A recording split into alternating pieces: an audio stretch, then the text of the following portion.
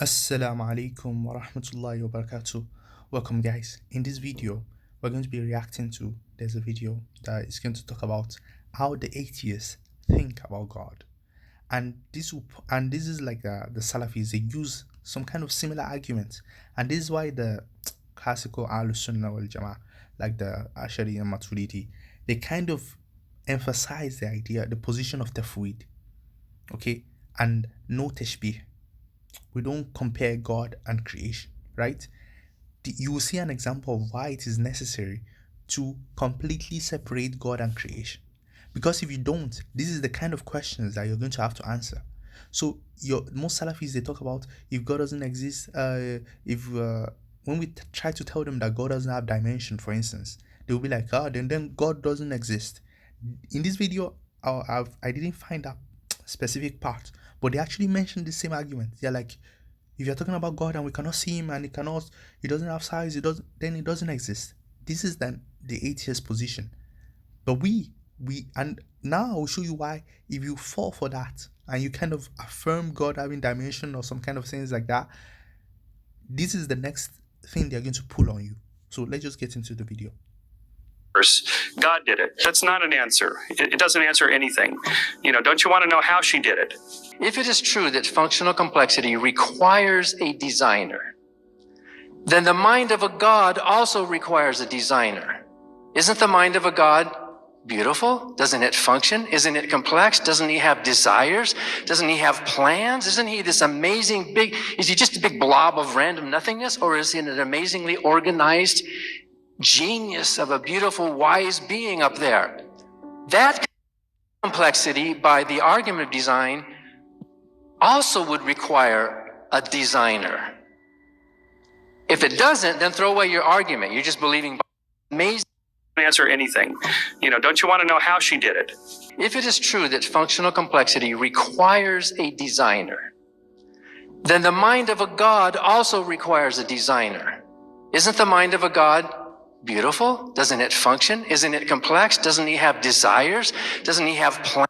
You see, just stop right there. Can you see how it's important to make sure that you don't do tashbih? And this is why the classical scholars did this. They understood that if you're talking about design and then the designer is also like the one that is designed, then there's no point. And that's why they did like Tafwid, like God is totally not like the creation. ليس كمثله شيء وهو السميع البصير, right? ليس كمثله شيء is to show you that.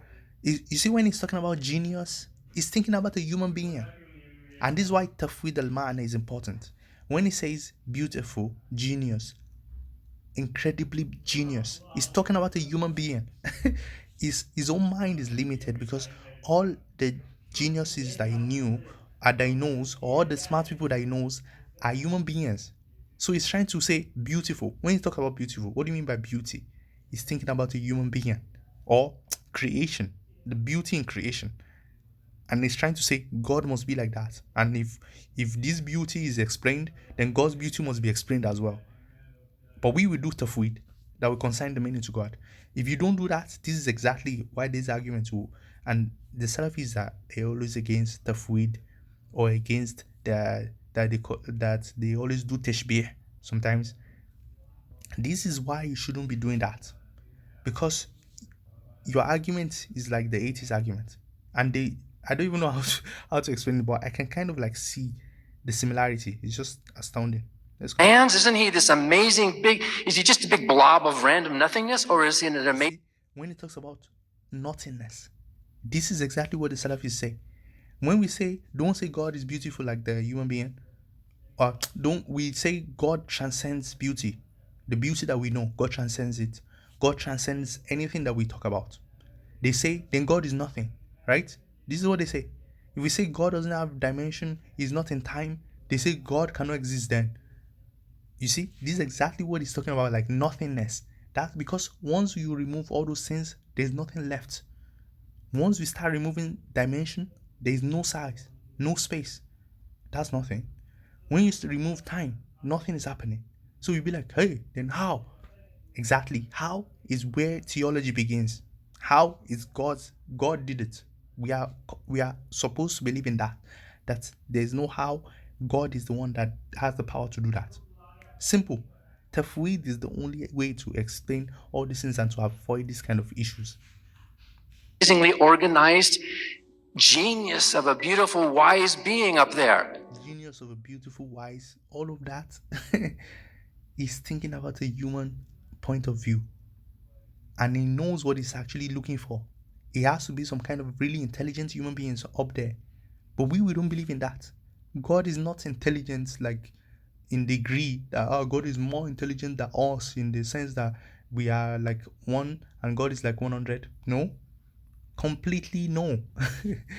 If you believe that, this argument will hold you. But if you believe God transcends what we understand by these things, when we say that God is more intelligent than us, what we mean is not a comparison. We are kind of like showing that we are creation. Simple like that. It means that in reality, what we are saying is that we are creation and God is not. So anything that we have, God is beyond it. That's what it means. It doesn't mean that God is bigger than us in size or more intelligent by degree or more merciful in degree. Those kind of things, God transcends it. That is why this position is the only one that can answer some of these questions. That complexity, by the argument of design, also would require a designer. If it doesn't, then throw away your argument. You're just believing by faith. The design argument either stands or it doesn't. And you know the funny thing is that the people that actually use the design argument the most are the philosopher guys. They're the philosopher. And I've seen even the Salafis complain about stop using contingency arguments. They use atheist arguments. It's funny to me, like they have used arguments that we should stop using contingency argument because it will lead to a being all those kind of things. The main argument of the Asharis is not actually about design or all these things. It's about God is the creator of all creation. It's about something that is possible, contingent, impossible, something that is possible, impossible, or necessary. That's our main argument. We use that kind of argument, even though we see like you can use many arguments. It depends on the person, of course, but you guys are the ones that are teleologists that want to talk about design too much and natures and the nature of things, and you kind of limit the things that God can do because of nature. I'm not talking about Salafis right now, but that the philosopher guys, they will talk about things are necessary. The nature of things are like this, science. Well, so what do you mean about science? You see, like Ibn Rushd was talking about, he was refuting Imam al-Ghazali on science because we will believe in occasionalism.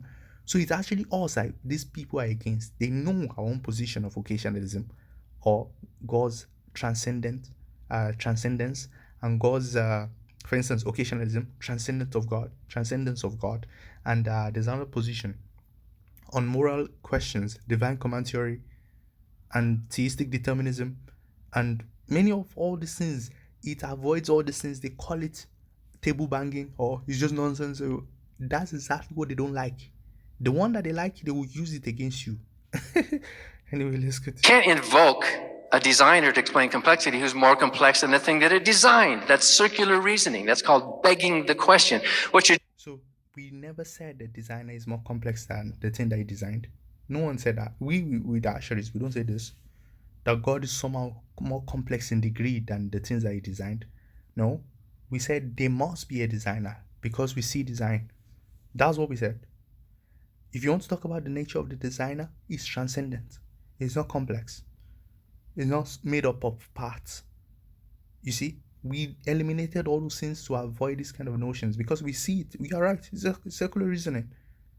When you posit a designer that is just like the designed, then what's the point? You can just stay with the design and not even go further. You see? Doing is you're just explaining one mystery with another mystery. Tell us about this designer. Tell us about this being. How does its brain function in an immaterial world? How does it make decisions? What do you mean by brain function in the material world? You see? What do you mean by that? God is not a human being that will have a brain. You see? Why would God need a brain when he's not a creation? Creation needs brain. Human beings need brain. God doesn't need brain. You see? They think in an immaterial world Once you bring immaterial, why are you still talking about brain? Is brain not material? You want to know how God's you want to know how God is in and of himself. That's what he's looking for. He wants to know how God works in and of himself. And this is the idea of transcendence. God is transcendent. You cannot know that. Call it mystery, call it whatever you want. We will stop at that. We don't go further than that. That's the position that will preserve theism, not the position that will try to explain how God is working and why God cannot be timeless. All these things. Once you give them that God is in time, they will find a way to wrap God into that. I'm telling you. Does it have any antecedents in deciding and act? How does Antecedent is talking about time. Like God, if God wants to do something, is he not going to do it in time? And the traditional Islamic position is God is timeless. But you guys, you Salafis, you say, oh no, you cannot say God is timeless. What do you mean by time? You start talking about God doing things in succession, in reality. That's what you mean. And then but you see, go and tell this guy that God is doing things in succession. He's going to find a way to wrap God into his materialistic notion, and he will reject it based on the arguments that he has presented. You see? it function without needing to be designed, while everything else that functions does have to be designed? You see the illogic in the reasoning there. You know what's funny? I think what he's actually saying, I know some brothers are better at this. They can actually break it down more and understand that these are some of the arguments that the scholars of Islam have actually responded to. I mean, the classical Asharis and Maturidis. Like, the argument that you just presented there, that it is impossible for the designer to be like the designed, to function like the designed, and not have a designer also. Is it not this idea of tasalsul, this idea of infinite regress? This is exactly what the infinite regress is, and they are denying it. We deny it, and we say that anyone that doesn't deny it is a mushabbiha, and they even call them atheists, that they are God comparers. They compare God with the creation. We will deny that God can be compared with the creation. Do you see? So you can see that this is actually, this man, what he's saying is saying that if your kind of God is the one that can be compared with the creation, then he must have a creator too. That's exactly what he's actually saying. Without, maybe he doesn't know it. That's what he's saying. And that's why the Asharis and the Maturidi, they deny this. Anyone that is not doing this, that's talking about some kind of comparison, that how do we talk about God then? That's none of your business how you talk about God. God is transcendent. Simple as ABC. See you guys later. What do you think? Put your comments in the comment section. See you guys later. Wassalamu alaikum wa rahmatullahi wa barakatuh.